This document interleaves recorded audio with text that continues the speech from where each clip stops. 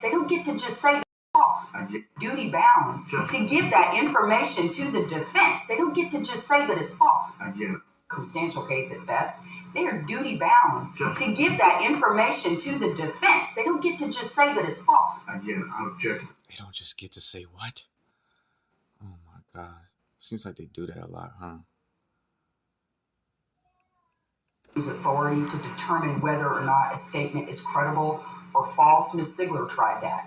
If it is contrary to the state's theory of prosecution, and let's face it, this has been a circumstantial case at best, they are duty bound to give that information to the defense. They don't get to just say that it's false. Again, I object to that. The state's theory of this case is not based on the witness statement from a gang member. The state's theory of this case is testimony by your client on his text messages to other gang members, on his actions that are videotaped in Waco, Texas on May 17, 2015, on his actions before, during, and after the crime.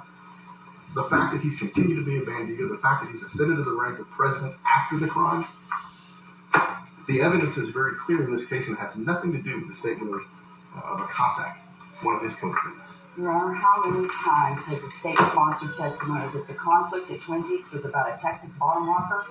3 separate times. And you can say it's a co-defendant, it's a Cossack. This man was a Cossack, and he's saying that there was no conflict over the Texas rocker. What effect does that have on the state's theory?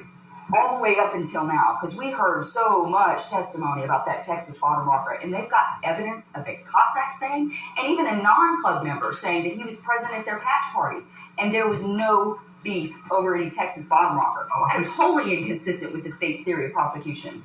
Judge, the information that Ms. Gautreaux received this morning is confirmation from confidential informants that are very well connected to a certain organization that this was over a Texas bottom rocker.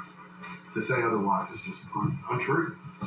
So in addition to the allegation under Brady and Maryland, Brady v. Maryland, Kyles v. Whitley, it's 3.09D. The prosecution must turn over evidence that is exculpatory, that is inconsistent with their theory, irrespective of their assessment of the credibility of it, Your Honor. I'd like the court...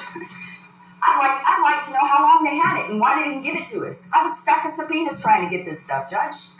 And then suddenly it appears at this last hour. You were in the room. Okay. What relief are you asking the court for? I would like the What do you say? What relief are you asking for?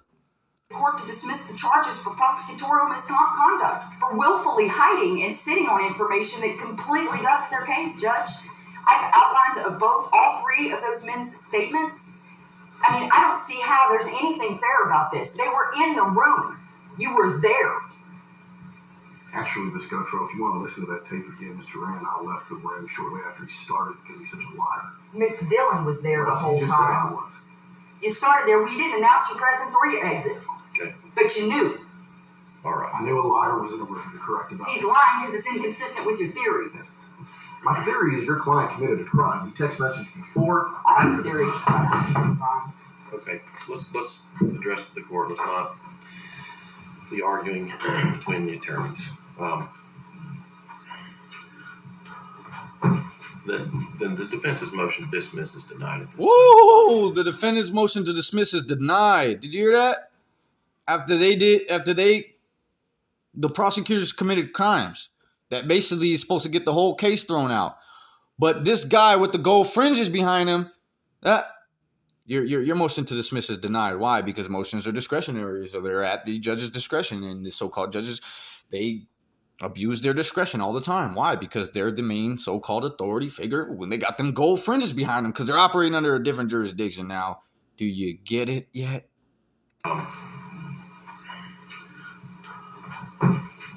Then the defense's motion to dismiss is denied at this time.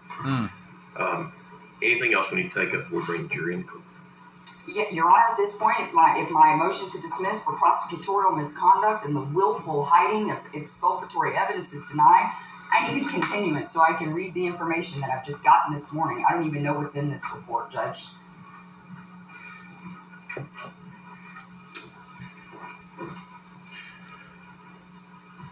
What you gonna do?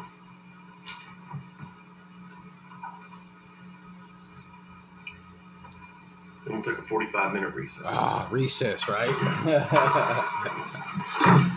Recess. A recess is like a huddle. They got to regroup. They got to call audible and all that. Okay.